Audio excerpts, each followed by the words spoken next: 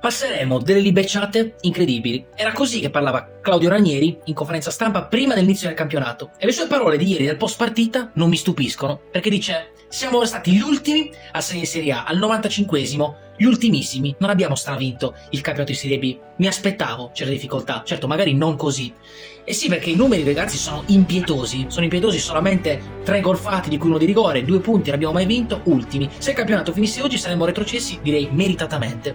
Ci sono stati degli errori in estate, uno su tutti vorrei partire dalla difesa. La difesa ieri con la Roma, ragazzi, ha fatto veramente colabrodo, errori veramente basilari. Vietesca e Hatzidakos, che dovevano essere difensori che dovevano portare più qualità, più esperienza alla difesa, non si sono ancora dimostrati all'altezza.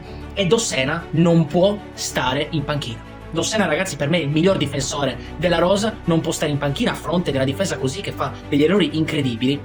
Allora io mi chiedo se è stato giusto mandare in prestito al Venezia, che per carità i suoi errori li faceva, ma quando veniva chiamato in causa era un ottimo colpitore di testa, un difensore che ci metteva grinta, che ci metteva voglia. Infatti a Venezia sta facendo un ottimo campionato. È stato giusto per poi prendere Vietesca e Hatzidakos, che al momento non si sono ancora fatti dimostrare all'altezza.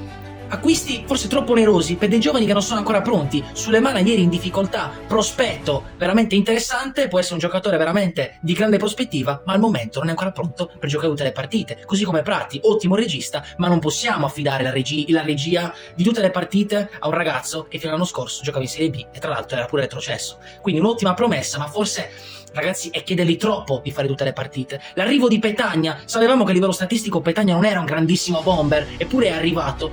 Forse si poteva spendere qualcosina in più per l'attaccante, infatti ci portiamo dei problemi nel segnare già dall'anno scorso. Tolto la Padula, l'anno scorso faticavamo ad entrare in porta. Un centrocampo troppo di quantità e di poca qualità.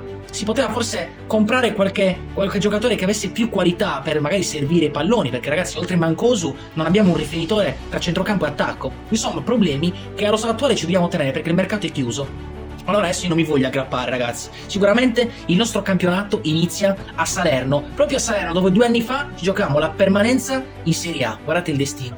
Bisogna continuare così, ripartiamo dall'applauso dei tifosi, che nonostante stavamo perdendo 4-0, i tifosi erano lì a continuare a applaudire la squadra. Uniti tutti insieme. Fatemi sapere, ragazzi, nei commenti cosa ne pensate di quella situazione delicata del Cagliari. Mettete un like al video, seguitemi e soprattutto, ragazzi, sempre forza Cagliari. Il nostro campionato, con i pro e con i contro, parte da Salerno.